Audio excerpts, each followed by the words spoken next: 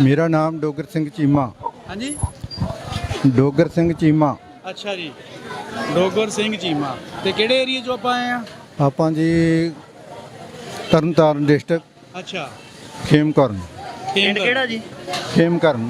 ਅੱਛਾ, ਤੇ ਆਪਾਂ ਤੁਸੀਂ ਪਹਿਲੀ ਵਾਰੀ ਇੱਥੇ ਆਏ ਆ ਜਾਂ ਪਹਿਲੇ ਵੀ ਨਹੀਂ, ਆਏ ਰਹੇ? ਆਪਾਂ ਇੱਥੇ ਦੂਸਰੀ ਵਾਰ ਆਏ ਹਾਂ ਜੀ। ਅੱਛਾ, ਦੂਸਰੀ ਵਾਰੀ ਆਏ। ਹਾਂਜੀ, ਕਿੱਦਾਂ ਲੱਗਾ ਆ ਗਿਆ ਆਪਾਂ ਨੂੰ? ਬਹੁਤ ਵਧੀਆ ਲੱਗਿਆ ਜੀ। ਹਾਂ, ਹਾਂਜੀ, ਅੱਛਾ। ਇਹ ਆਪਾਂ ਬਾਜ਼ਾਰਾਂ ਇੱਧਰ ਦੀ ਜਿਹੜੀ ਹੈ ਨਾ ਸੰਗਤ ਜਾਂ ਉਧਰ ਦੀ ਸੰਗਤ ਹੈ, ਇਹ ਅੱਜ ਵੇਖਿਆ ਬਹੁਤ ਦਿਲੋਂ ਬੜੀ ਖੁਸ਼ੀ ਹੋਈ ਆ। ਅੱਛਾ। ਇਹਨਾਂ ਨੂੰ ਵੇਖ ਕੇ ਬਹੁਤ ਆਨੰਦ ਹੋਇਆ ਹੈ। ਅੱਛਾ, ਹਾਂਜੀ।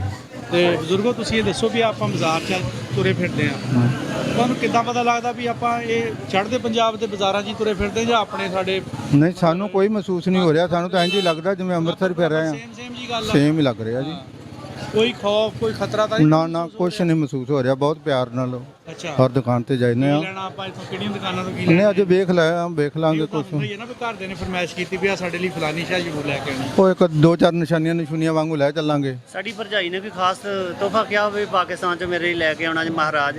ਨਹੀਂ, ਤੋਹਫਾ ਉਹ ਭਰਜਾਈ ਦੇ ਨਾਲ ਹੀ ਆਏ ਆ। ਨਾਲ ਹੀ ਆਏ ਉਹਨਾਂ ਨੂੰ ਖੁੱਲੀ ਛੱਡੀ ਆ, ਲਓ ਜੀ ਜੋ ਇਹ ਤਾਂ ਮਰਜ਼ੀ। ਕੰਮ ਹੀ ਸੌਖਾ ਹੋ ਗਿਆ, ਤਾਂ ਕਿਹੜਾ ਮੇਲਾ ਕੰਮ ਹੀ ਮੁੱਕ ਗਿਆ। ਨਹੀਂ, ਕੋਈ ਲਾਮਾ ਨਹੀਂ ਕਰਦੀ। ਹਾਂ, ਗੱਲ ਹੀ ਕੋਈ ਨਹੀਂ। ਜੋ ਪਸੰਦ ਲੈ ਲਓ ਬਈ। ਠੀਕ ਹੈ। ਜੀ। ਵਾਹਿਗੁਰੂ ਜੀ ਕਾ ਖਾਲਸਾ, ਵਾਹਿਗੁਰੂ ਜੀ ਕੀ ਫਤਿਹ।